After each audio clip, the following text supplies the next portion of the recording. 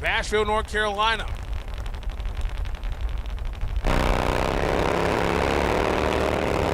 Doing the burnout there. And Jay Turner currently in the 8th spot.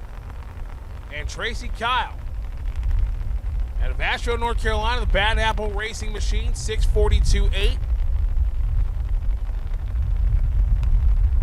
Currently in the number 3 qualifying position.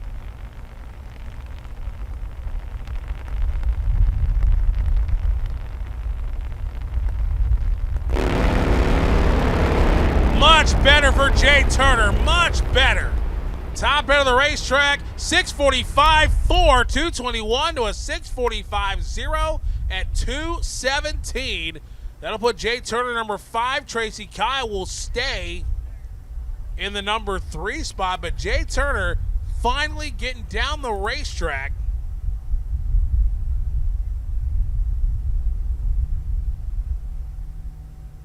As that'll again put Jay Turner in the 5 spot, Tracy Kyle number 3.